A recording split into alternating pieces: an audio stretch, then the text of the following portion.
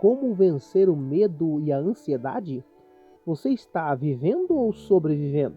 Nesse vídeo, vamos falar da ansiedade, que é considerado o mal do século, pois ela não respeita posição social ou cultura e aflige pessoas de diferentes faixas etárias.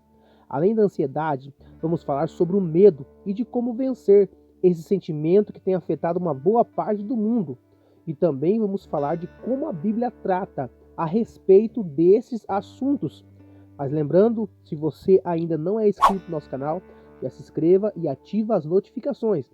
Assim, sempre que postarmos um vídeo novo, você será notificado. Mas o que é a ansiedade? Não podemos deixar de esclarecer que o medo e a ansiedade geralmente andam juntos, e todos nós temos. Eles agem como se fosse um termômetro diante de possíveis situações ou ameaças de perigo. O medo é uma resposta emocional manifesta diante de algo que nos coloca em perigo. Já a ansiedade é uma preocupação de algo futuro. Mas o que tem levado nossa geração a ser alvo dessas doenças que têm se tornado cada vez mais comum? Desfrutamos de um grande avanço tecnológico e com isso, cada vez mais as coisas são feitas numa velocidade espantosa. Sempre estamos com pressa para tudo. Parece que sempre estamos atrasados. Nunca se viu uma geração que quer as coisas para ontem. Vivemos sempre estressados, mal-humorados e quase sempre sem paciência. São várias as causas que podem levar à ansiedade. Podemos citar algumas. Volume excessivo de trabalho, ou seja, são aquelas pessoas que levam o trabalho para casa. A maioria das pessoas, depois de um expediente de trabalho, vão para casa, mas não conseguem se desconectar, pois deixou um serviço sem realizar, e com isso está em casa, mas pensando no trabalho. Preocupações exageradas da vida, ou seja, com algo que você não pode mudar. Pessoas que precisam pagar uma conta ou resolver algum problema distante. Quando descobrem, não conseguem parar de pensar sobre o assunto. Outro fator que causa muita ansiedade é a tecnologia. Muitos ficam horas no celular e esquecem que têm família. Isso tem sido a causa da destruição de lares. Tudo isso pode acumular cansaço e estresse. E com o passar do tempo, a pessoa pode passar a sofrer de crises de ansiedade, depressão, insônia ou sono excessivo, falta de apetite e etc. Isso porque o nosso cérebro é quem organiza nosso corpo dando os comandos para tudo que vamos fazer. Um cérebro esgotado funciona mal e isso vai gerar um problema em 3 áreas, na emocional, intelectual e física. Se você se encaixa em alguma dessas áreas que vamos citar, está na hora de se cuidar. Não esqueça que no final vamos te ajudar como tratar o assunto à luz da Bíblia. Primeiro, na área emocional. Você é uma pessoa que fica irritado com facilidade? Parece que tem dias que você acorda sem paciência? Você sente tristeza como se tivesse um vazio dentro de você? Sente bastante vontade de chorar? Se sente melancólico? Intelectual. Você esquece fácil das coisas? Tem dificuldades para tomar decisões ou não consegue se concentrar no que está fazendo? Física. Tem tido insônia ou muito sono? Falta de vontade ou falta de energia para fazer as coisas? Tudo isso que acabamos de falar não quer dizer que você está com ansiedade, mas que precisa tratar, pois esses sentimentos são uma porta que, se não tratados, podem sim levar à ansiedade. Mas como vencer a ansiedade e o medo? Como falamos no começo, todos nós sentimos medo. O problema é quando o medo nos domina, sufocando a nossa fé. O medo sufoca a nossa confiança, nos rouba a perspectiva positiva, obriga Jesus a se tornar inoperante em nossas vidas. Não que ele não possa e não queira nos ajudar, nos suprir, resolver o que nos aflige, mas ele fica impedido de agir quando o espírito do medo toma o lugar da fé. O medo só tem poder em nossa vida quando nós tiramos o olhar de Deus e focamos nos problemas. Isso aconteceu com o exército de Israel quando se aparelharam para a guerra contra os filisteus. Veio um gigante dos filisteus chamado Golias, que por 40 dias afrontava o povo de Deus, dizendo: Dai-me um homem para lutar comigo. Se eu vencer, vocês serão nossos servos, e se ele vencer, nós seremos os seus servos. Por ficarem todo esse tempo diante daquele gigante, o povo teve medo.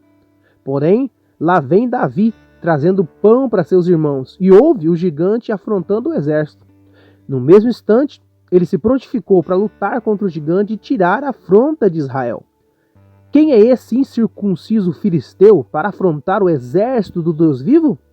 Davi vai até Golias e diz: Tu vens a mim com espada, com lança e com escudo, mas eu vou a ti, em nome do Senhor dos Exércitos, e ele te entregará nas minhas mãos. Davi vence Golias e o povo de Deus canta por esta vitória. Mas por que Saul ou os irmãos mais velhos de Davi não se prontificaram a lutar contra Golias? Porque ficaram tantos dias ouvindo o gigante que foram dominados pelo medo, tirando assim o foco do Senhor. A Bíblia diz que o medo é um espírito e diz mais, porque Deus não nos deu o espírito do medo, mas de fortaleza, de amor e de moderação. Então, se você quiser vencer, tire os olhos do problema e coloque em Cristo. Tem uma frase que diz: Não diga a Deus que você tem um grande problema, diga ao problema que você tem um grande Deus. Outra passagem que fala sobre o medo excessivo foi quando os discípulos estavam no barco e sobreveio uma grande tempestade. Mas à quarta vigília da noite, dirigiu-se Jesus para eles, andando por cima do mar. E os discípulos, vendo andando sobre o mar, assustaram-se, dizendo: É um fantasma, e gritaram com medo. Jesus, porém, logo lhe falou, dizendo: Tem bom ânimo, sou eu, não temas.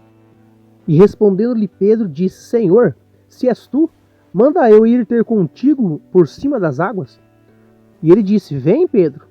E Pedro, descendo do barco, andou sobre as águas para ir ter com Jesus. Mas sentindo o vento forte, teve medo, e começou a ir para o fundo. Clamou, dizendo: Senhor, salva-me. E logo Jesus estendeu a mão, segurou e disse: Homem de pequena fé, por que duvidaste? Pedro afundou porque tirou os olhos de Jesus e focou nos ventos. Todas as vezes que tiramos os olhos de Jesus, somos vencidos pelo medo. Vença o medo hoje, olhando para Jesus. Confie em Deus. Não há outro como Ele. Ele tem o domínio de tudo. Escolha confiar em vez de dar lugar ao medo. Escolha o espírito da fé. Como vencer a ansiedade? O apóstolo Pedro nos dá um conselho: lançando sobre ele toda a vossa ansiedade, porque ele tem cuidado de vós. Mas a pergunta é: como ele faz isso? É através da fé. Você precisa acreditar em Deus. Você precisa acreditar que Deus está no controle de tudo e que você tem um pai. Você não é órfão. A ansiedade é inimiga da nossa fé. Jesus também fala a respeito desse assunto. Por isso vos digo, não andeis cuidadosos quanto à vossa vida, pelo que haveis de comer ou pelo que haveis de beber, nem quanto ao vosso corpo, pelo que haveis de vestir. Não é a vida mais do que o mantimento, e o corpo mais do que o vestuário? Olhai para as aves do céu, que nem semeiam, nem cegam, nem ajuntam em celeiros, e o vosso Pai Celestial as alimenta.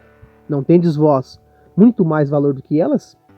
Aqui, ele está falando sobre o cuidado excessivo, onde as pessoas ficam tão preocupadas com o amanhã que se esquecem de viver o hoje e de olhar para o cuidado de Deus. Não estejais inquietos com coisa alguma.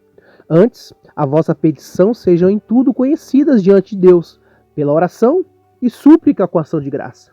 Não deixe as preocupações da vida te roubarem a confiança em Deus. Para isso, vamos ler o que o salmista diz: Elevo os meus olhos para os montes. De onde me virá o socorro? Meu socorro vem do Senhor, que fez os céus e a terra. A única fórmula para vencer a ansiedade é através da fé. Por isso, leia a Bíblia. Está escrito que a fé vem pelo ouvir e ouvir a palavra de Deus. Medite nela de dia e de noite. Neurocientistas já comprovaram que a prática da meditação contribui para aumentar a região do córtex pré-frontal esquerdo, região responsável pelo sentimento de felicidade. Ocupe a sua mente com a palavra de Deus. Quando você busca se relacionar mais com Deus orando e lendo a Bíblia, você passa a viver em um mundo diferente. Isso acontece pelo fato de agora você possuir a mente de Cristo. Porque quem conheceu a mente do Senhor para que possa instruí-lo? Mas nós temos a mente de Cristo. Isso quer dizer conhecer a vontade e os planos de Deus e os seus propósitos. Significa avaliar e considerar as coisas da mesma maneira que Deus as vê, atribuindo-lhes a importância que Deus lhe atribui. Amar o que Deus ama, detestar o que Deus detesta.